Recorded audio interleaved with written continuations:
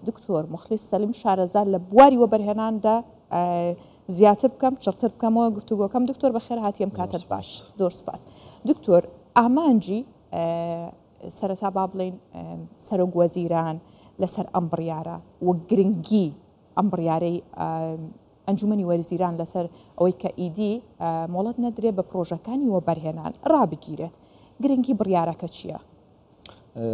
زۆر سپاس، دەستخۆشی لە سەرۆک وەزیران و ئەو بڕیارە ڕاست و دروستە بکەین کە ئامانجلی ئەوەیە کە خستنە ڕوو لەمە زیاتر نەبێتن، لەبەرەوەی بۆ خۆتان دەزانن کە کاتێک خستنە ڕوو زۆر بوو، خواستیش کەم بوو، دەبێتە هۆی ئەوەی کەوان نرخی یەکەکان دابەزێتن. بەڵام کە کاتێک خستنە ڕوو ڕاوەستێنرا و خواست زیاد دەبێتە هۆی ئەوەی کەوا ئەو پرۆژانەی کە هەن نرخەکانیان بەسەر بکەوێتەوە.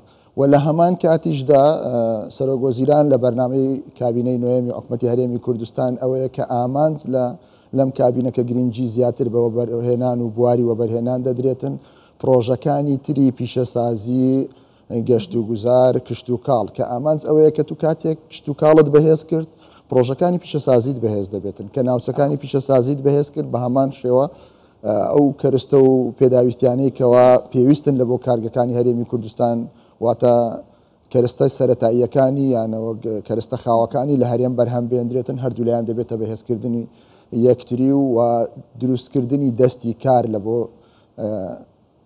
لاوان و گەنجانی ئەو وڵاتە. باشە دکتۆر، بە پێ و ئەزمونەی بەڕێستان هەتانە و پسپۆڕیەکەتان لەو بوارەدا، ئەمە کاریگەری نابێت لەسەر گۆڕانکاری لە نرخەکاندا؟ بۆ نمونە ئیترەڵێن مادەم هیچ پرۆژەیەکی نیشتەجێبوون جێبەجێ ناکرێ، مۆڵەتی پێنادرێ، کەواتە ئەوەی هەیە ئێستا زیاتر بێت.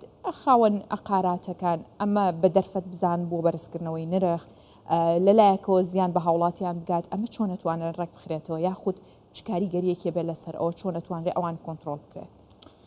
بە دڵنیاییەوە لەبەرەوەی ئەو خستنە ڕووی کە لە ساڵی ڕابردوو خرا بازار لە ڕووی نیشتەجێبوونەوە ژمارەیەکی زۆر بوو، لە ئاست ئەو خواستە نەبوو کە خەڵک دەیویست، بۆیە سەرۆک وەزیران و دەستەی وەبەرهێنان بە سپاسەوە درچان بۆ بابەتە کرد و بڕیارێکی ڕاست و دروستیاندا لە بۆ وەستاندنی پرۆژەکانی نیشتەجێبوون بۆەوەی بتواندرێت ئەو بەڵانسە ڕابگیرێتن و یەکسان بکرێتن.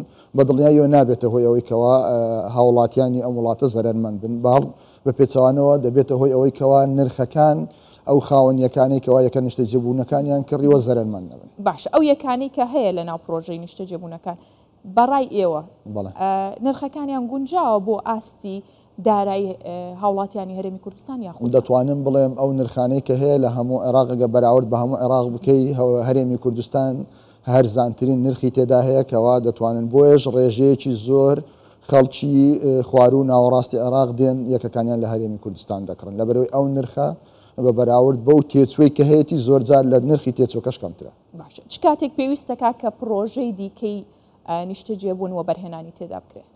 بە دڵنیاییەوە دوای ئەوەی کەوا ئەو ڕێژە زۆرەی کەوا خستنە ڕووی هەبوو کە گەویشتە ئەوەی کە بەجێرەی ئەو پلان و بەرنامەی دەستەی وەبەرهێنان لە چەند ساڵی ڕابردوو بەرنمەیەکی ڕێکوپێکی هەبووە سەبارەت بە ساڵانە وەکو پێداویستەکانی حکوومەتی هەرێم، نەک خواستی خەڵک بازار، بەڵکو حکوومەت ئامانج لە پرۆژەکانی نیشتەجێبوون بە چ ئاراستەیەک بێوێ ئاراستە بکاتن، بەو ئاراستانەی کە بێوێ وەبەرهێنانی زۆرتر لە بوارەکانی پیشەسازی، کشت و کاڵ، گەشت و گوزار، بوارەکانی خوێندن و تەندروستی و ئەو بوارانە بکرێتن یان بواری نیشتەجێبوون. بۆیە دەبێ دوای ساڵێکی دیکە ئەو هەڵسەنگاندن بۆ ئەو بابەتە بکرێتن، ئەو کاتە بڕیاری پێویست بە جێرەی داتا و زانیاریەکانی ئەو کاتە بدرێتن. باشە دکتۆر، باسی ئەو ئاراستەیەت کرد کە وەبەرهێنان گرتوێتێ بەرباجا بە تایبەتریش لە کابینەی نوێمدا، چونکە بینیمان داتاکان دەریەخن لە کابینەی نوێما وەبەرهێنان ئاراستەی جیاوازی گرتە بەر، گۆڕانکاری بەسەر ئاراستەکەی هەد لە چەندین سێکتەر و کەرتی جیاوازە.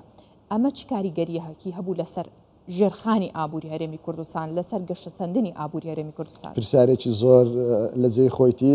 هەر هەمومان ئەوەی کەوا ئەمڕۆ شانازی بە هەرێمی کوردستان دەکەین لە هەموو ڕووەکان دەبینین ئەو ئاوەدانیە و ئەو بەرەو پێشچوونی هەرێمی کوردستان لە هەموو سێکتەرەکان لەسەر دەستی وەبەرهێنان بووە، بە هەموو وەزارەتەکانش کە هەماهەنگ بوونە لەگەڵیانە.